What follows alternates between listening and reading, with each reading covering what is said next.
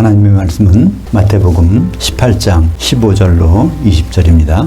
네가 죄를 범하거든 가서 너와 그 사람만 상대하여 그를 권고하라. 만일 그가 듣는다면 내가 그 형제를 얻은 것이요, 만일 그가 듣지 않거든 한두 사람을 데리고 가서 두세 증인들의 입으로 말마다 확증되게 하라. 만일 그가 그들의 말도 듣지 않거든 그 교회의 말하고 그가 그 교회의 말도 듣지 않거든 이방인과 세리와 같이 여기라. 진실로 너희에게 이르노니 누구든지 너희가 그 땅에서 매면 하늘에서도 매여 있을 것이요, 누구든지 그 땅에서 풀면 하늘에서도 풀려 있으리라. 진실로 다시 너희에게 이르노니 너희 중 두 사람이 그 땅에서 합심하여 무엇이든지 구하면 그 하늘들에 계신 내 아버지께서 그들에게 이루어지게 하시리라. 두세 사람이 내 그 이름을 향하여 함께 모여진 곳에는 나도 그들 중에 있느니라. 신랑을 기다리는 교회 마태복음 원전 강해, 오늘은 18장 두 번째 시간으로 성령님은 이런 곳에 반드시 임하신다 라는 제목으로 말씀을 나누겠습니다. 오늘 15절 보겠습니다. 네 형제가 죄를 범하거든 가서 너와 그 사람만 상대하여 그를 권고하라. 네 형제가 죄를 범하거든, 여기서는 네 형제라는 것은요 육신의 형제가 아니라 기독교인, 교회의 교인을 말하는 것입니다. 교인이 죄를 범하거든 너는 가서, 이때 너라는 것은 교회의 너니까 교회를 대표해서, 교회를 대표하는 사람이 가서 그 사람과만 상대하여 그를 권고하라. 이때 권고하라는 것은 요한복음에서는 책망한다는 말로 쓰였어요. 깨닫게 하는 겁니다. 책망하는 거. 엘렌코라는 단어인데, 만일 그가 듣는다면 내가 그 형제를 얻은 것이요. 책망한다는 단어 요한복음 16장 8절에 있습니다. 그가 보혜사 성령이 와서 죄에 대해서, 의에 대하여, 심판에 대해서 세상을 책망하시리라. 여기 네 형제가 죄를 범하거든. 이 죄가 뭘까요? 교회를 놓고 생각하셔야 됩니다. 기독교인이 모이는 공동체에서 죄를 짓는다는 것은 무엇일까? 성령께서는 뭐를 죄라고 하시나를 보면 되겠죠? 요한복음 16장 9절 죄에 대하라 함은 그들이 나를 향하여 믿지 아니하며. 예수님을 향하여 믿지 않는 사람이 교회 중에 누군가 있다면은 그에 대해서 권고를, 책망을 하라는 그런 얘기입니다. 그런 죄를 많이 오해하고 있어요. 윤리적으로, 도덕적으로 우리가 잘못한 것, 그것을 죄라고 생각하는데, 물론 그것은 우리 세상에서는 죄입니다. 그러나 성경에서 죄, 하나님 앞에서 죄라는 것은요 예수님을 향하여 믿지 않는 것입니다. 그러니까 십자가 예수만 믿으면 이게 죄라는 거예요. 어디까지? 그분이 바로 장막절에 신랑으로 오실 것까지를 믿는 것이 의인데, 그렇게 믿지 않는 것은 죄라고 하면 그 사람에 대해서 얘기를 해주라는 것입니다. 누가? 교회의 대표가 가서. 요한일서 3장 8절 볼까요? 죄를 짓는 자는 마귀에게 속하나니 그 마귀는 태초일에 범죄하느니라. 이 사탄이 창세기 태초에 범죄했다는 거예요. 그죠? 에스겔서 28장에 보면 13절에 14절까지 이렇게 나오잖아요. 사탄이 하나님의 성산에서 소고와 비파를 가지고 하나님을 찬양하는 그런 업무를 맡았는데 그게 이제 떨어진 겁니다. 최초의 범죄자죠, 사탄이. 그래서 죄를 짓는 자라는 것은 현재 분사로 되어 있어요. 그러니까 우리가 한번 예수님 믿고서 죄 용서받았다 그러면 나는 의인이다, 그것은 거짓말입니다. 우리는 항상 죄를 지을 수가 있어요. 그죠? 그래서 죄를 짓는다면 마귀에 속하는 자라는 것입니다. 그러니까 마귀가 하는 일을 보면 죄가 무엇인지를 깨달을 수 있어요. 마귀는 근본적으로 무슨 일을 할까요? 창세기 보면 알 수 있어요. 창세기에서 마귀가 한 일은요, 하와를 만나서 죽게 만들어갖고 결혼을 파탄시키는 거예요. 아담은 살았는데 하와를 죽게 하면 결혼이 끝나잖아요. 마귀가 첫 번째 하는 일이 바로 혼인을 방해하는 일입니다. 예수님과 혼인을 방해하는 일이에요. 왜냐하면 아담은 오실자의 모형이니까. 그러니까 죄라는 것은 예수를 향하여 믿지 않는 거예요. 예수님이 거기까지 가서 신랑을 오시는 것을 믿지 않으면 그게 죄라는 겁니다. 바로 마귀가 하는 짓을 따라서 하는 것이죠. 혼인을 못하게 하는 것, 방해하는 것, 혼인을 안 하려고 하는 것이 바로 죄인 것입니다. 그래서 죄의 대표자 요한계시록에 나오는 큰 성 바벨론, 바로 요한계시록 18장 7절에 그러지 않습니까? 나는 과부가 아니라 남편이 필요 없다. 그것이 기독교인, 교회의 가장 죄 중에 큰 죄인 것입니다. 그러면 어떤 사람이 교인이 하나 가서 그런 죄를 범하면 교회에 대표하는 자가 가서 한번 일깨워 주라는 것입니다. 근데 16절을 보면 만약 그가 듣지 않으면 한두 사람을 데리고 와서 두세 증인들의 입으로 말마다 확증되게 하라. 그러면 한 사람이 가서 안 들으면 한두 사람을 데리고 와서 그 증인을 세워서 말로 확증시키라는 겁니다. 정말 예수님은 신랑으로 오셔. 결혼하러 오실 거야. 그런 것을 분명히 알려주라는 말입니다. 여기서 말마다라고 하는데 이 말이 뢰마입니다. 로고스가 아니라 뢰마를 썼어요. 교회에서 하는 말은요, 뢰마. 뢰마가 과연 무엇일까요? 뢰마는 사람 말이 아니라 성령의 말씀입니다. 에베소서 6장 17절에 보면 그 구원의 투구와 하나님의 말씀인 성령의 그 검을 가지라. 하나님의 말씀, 뢰마는 성령이 뢰마를 통해서 우리에게 나타나는 것이죠. 그러니까 가서 그 교인들을 삐딱한 죄를 지는 교인들을 설득할 때도 그냥 인간적인 말을 하는 것이 아니라 뢰마를 가지고 성령의 말을 가지고 그 사람을 확증시키라는 것입니다. 17절 보겠습니다. 만일 그가 그들의 말도 듣지 않거든 그 교회의 말하고 그가 그 교회의 말도 듣지 않거든 이방인과 세리와 같이 여기라. 그러니까 교회가 말하는 것은 무슨 말일까요? 교회는요 완전히 누구 말이에요? 사도들의 말을 하는 것입니다. 원래 교회라면. 왜냐하면 교회는 사도들의 기초서교에 세워졌어요. 그러니까 무슨 말 하든지 사도들의 말이 기초가 돼가지고 말을 해야 되는 거예요. 그죠? 마태복음 16장 18절. 또 내가 내게 이르노니 너는 베드로라. 내가 이 반석 위에 내 교회를 세우리니. 여기서 바로 교회는 어디에 세워진다고요? 반석 조각이 아니라 사도들 12사도의 말 위에 세워지는 것이 교회입니다. 그러니까 교회가 가서 그 사람을 책망할 때는 어떻게 해요? 사도들의 말을 가지고 그 사람을 책망하는 것입니다. 그러니까 사도들의 말은요, 완전히 심판의 권능이 있어요. 마태복음 19장 28절. 세상이 새롭게 되어 인자가 자기 영광의 보좌에 앉을 때에 나를 따랐던 너희도 12보좌에 앉아 이스라엘 12지파를 심판하리라. 여기서 이스라엘 12지파는 모든 기독교인입니다. 육적인 이스라엘이 아니에요. 왜냐하면 사도들 보고 뭐라고 했습니까? 마태복음 28장 19절부터 20절까지 너희 사도들은 가서 모든 민족으로 제자를 삼으라고 했습니다. 그러니까 모든 민족이 뭘까요? 유대인이 아니에요. 모든 민족으로 사도들의 말을 듣고 예수님이 제자가 되는 사람도 있고 그렇지 않은 사람도 있을 것입니다. 그것을 심판하는 사람 누구예요?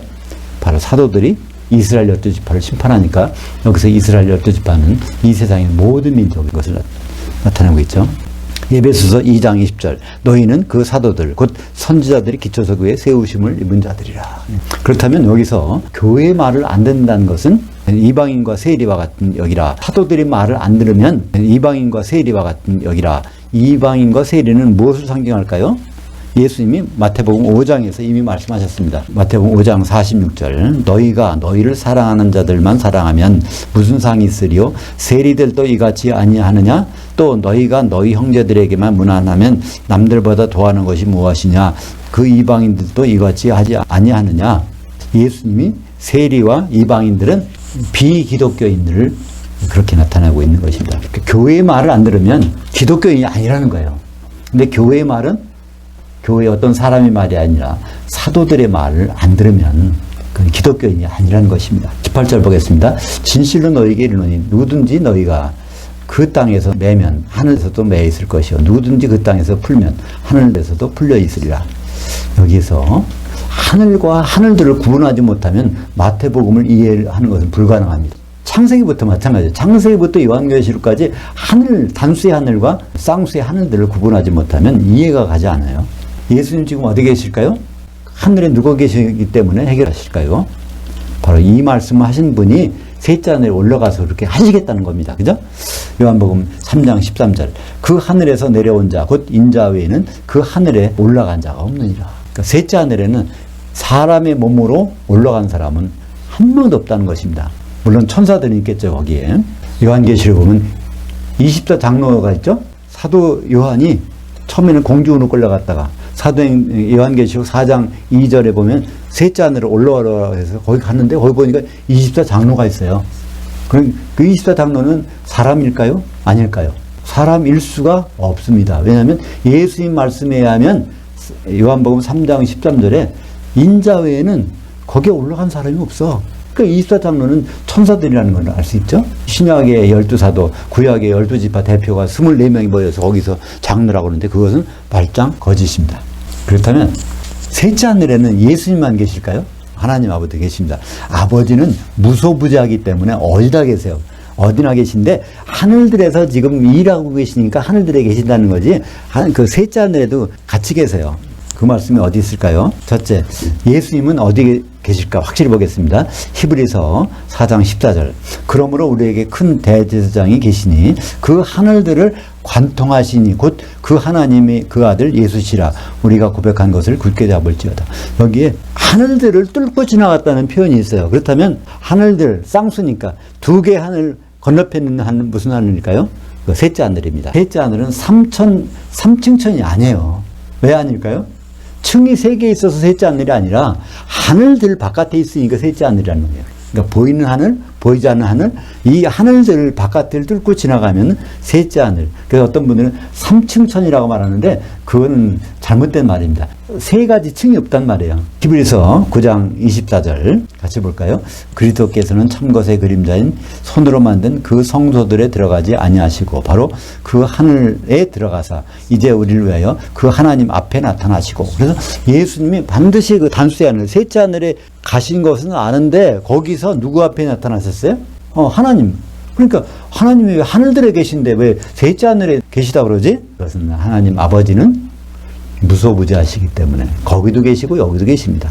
요한복음 14장 16절 같이 보겠습니다. 내가 그 아버지께 구하겠으니 그가 또 다른 보혜사를 너에게 주사 영원토록 너희와 함께 있게 하시리니. 그래서 예수님이 아버지께 구해서 그 보혜사를 받아서 교회를 내려주시겠다는 말씀이죠. 그때 영원토록은 한 시대입니다. 그러니까 천년왕국 시대가 오기 전에 성령께서 이 시대, 천국 시대에 계속 교회 안에 계시겠다는 말씀이죠.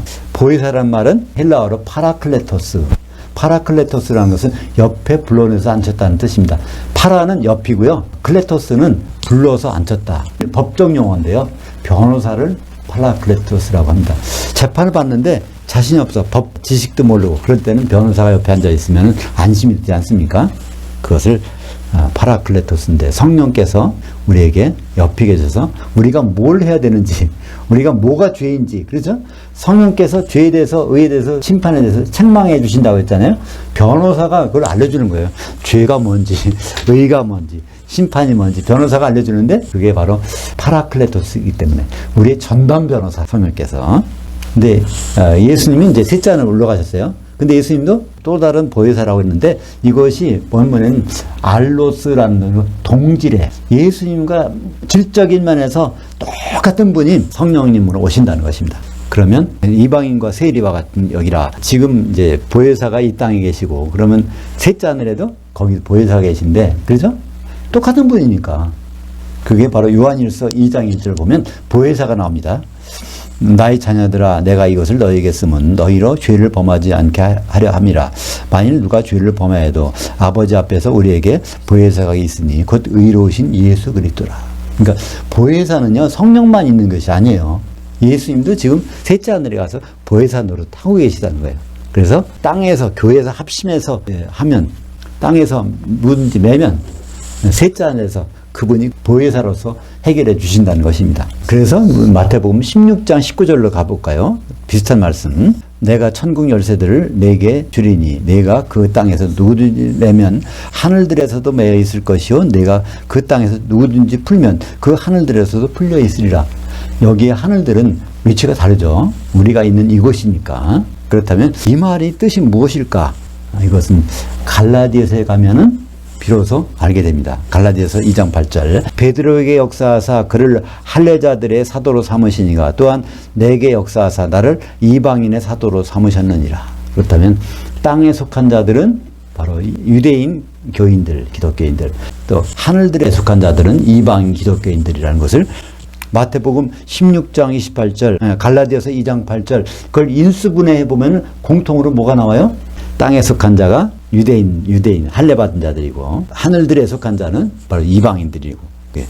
이것은 마태복음 16장에서는 하늘들에 있는 것은 그 성도들에 관한 얘기고요. 마태복음 18장에 나온 것은 이것은 바로 교회와 셋째 하늘. 마태복음 16장에는 교회의 구성원들에 대한 얘기고요. 하늘과 하늘들을 구분하지 않으면 두 문장이 전혀 이해가 안 갑니다. 그죠? 에베소서 1장 10절. 이는 그 하늘들에 있는 자들이나 그 땅에 있는 자들이 다 그리스도 안에서 통일되게 하려 하심이라. 그래서 에베소서에 보면 교회는 이방인 성도들과 유대인 성도들로 같이 합해져서 온전한 교회가 돼서 예수님 만나게 된다는 것입니다. 그러니까 하늘들에 있는 자들이 바로 이방인 성도들, 교인들이라는 것을 알 수 있죠. 골로새서 1장 20절도 똑같은 말씀이죠. 한번 같이 보죠. 그의 십자가의 피로 화평을 이루사 만물 모든 성도들 곧 이 땅에 있는 자들이나 하늘들에 있는 자들이니 그 십자가로 말미암아 자기와 화목되게 하시기를 기뻐하십니다. 그래서 이렇게 복잡한 성경 말씀이 있는데요. 그냥 한 가지로 해결되지 않습니까? 하늘과 하늘들을 구분하면 이게 다 풀리잖아요. 그죠? 19절 보겠습니다. 진실로 다시 너에게 이르노니 너희 중 두 사람이 그 땅에서 합심하여 무엇이든지 구하면 그 하늘들에 계신 내 아버지께서 그들에게 이루어지게 하시리라. 여기서 너희는 누굴까요? 너희. 교회 중 두 사람이 교회에서 합심하며, 그러니까 이것을 너희, 땅, 그것을 다 의미가 무엇인지를 문맥을 통해서 알아야 문장이 해석이 됩니다. 합심한다는 말은 동의한다는 말, 뜻이 같아진다는 말이야. 한 혼이 된다는 말입니다. 교회의 기도응답은 뭐로 나타나요? 한 생각, 예수님과 똑같은 생각으로 하나가 되지 아니하면 그게 안 된다는 것이죠.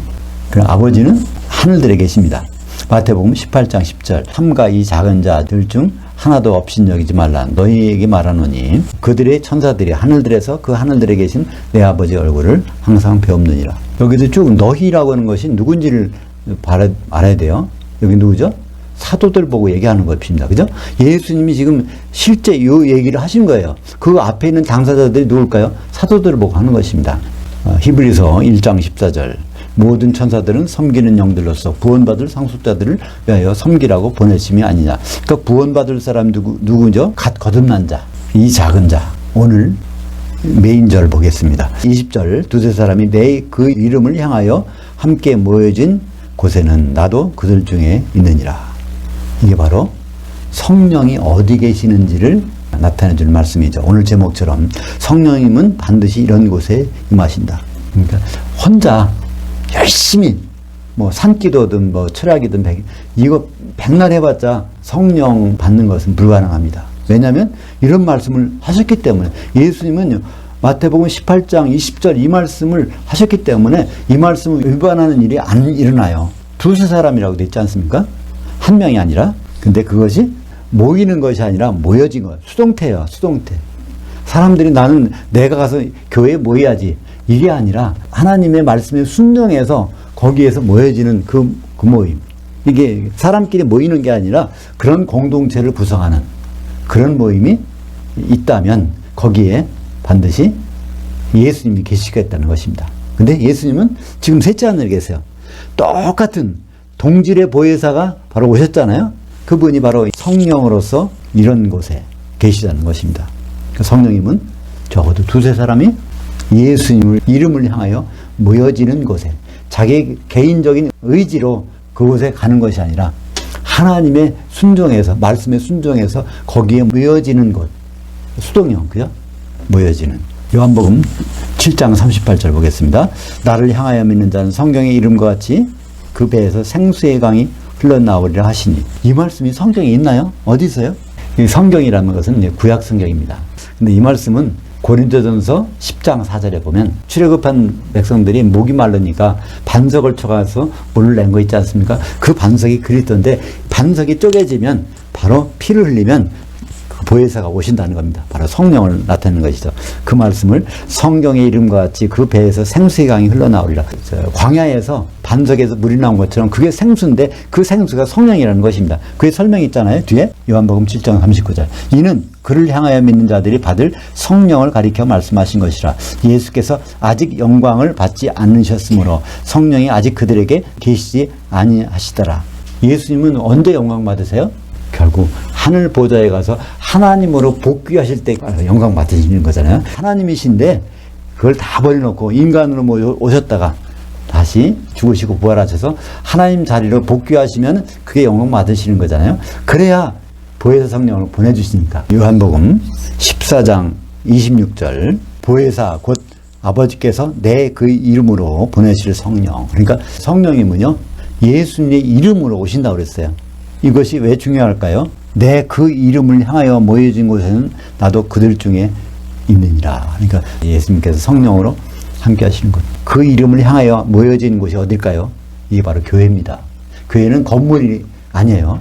교회는 어떤 사람이든지 시간적인 공간적인 것을 초월해서 예수의 그 이름을 향해서 모여지고 있다면 그것이 바로 교회입니다. 요한복음 14장 26절 내가 너희에게 말한 것을 생각나게 하리라. 그러니까 여기도 말하는 것이 그냥 말하는 것이 아니라 레오, 그 레오의 명사형이 레마입니다. 여기서 그러니까 예수님이 그 레마로 말하는 것이 보혜사 성령님이 생각나게 해주신다는 것입니다. 아까 그거 봤죠? 에베소서 6장 17절에 보면 바로 레마가 하나님 말씀이 바로 성령이라고 그랬죠. 그래서 우리가 기름 준비해야지. 근데 기름 준비는요, 어디 가서 할 수 있을까요? 교회 가서 할 수 있어요. 그죠? 다른 데 없으니까. 고린도전서 3장 16절과 17절을 같이 한 목소리로 보겠습니다. 너희가 하나님의 성전인 것과 그 하나님의 성령이 너희 안에 계시는 것을 알지 못하느냐?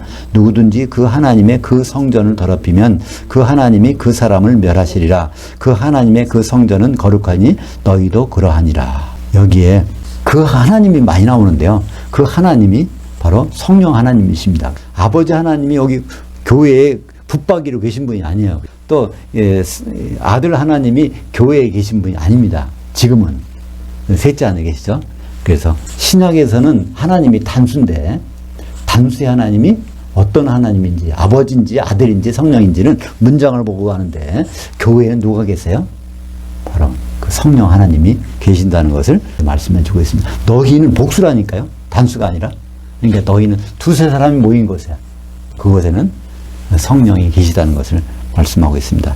그러니까 하나님의 그 성전을 더럽히면 이걸 오해하면요. 내가 성령 받았으니까 내 몸이 성전이야. 그러니까 내 몸을 뭐 담배 피고 술 마시면 이거 혼나는 걸 알고 있는데 그 말이 아니라니까요. 교회를 더럽히면 이런 뜻입니다. 고린도전서 6장 15절 보겠습니다.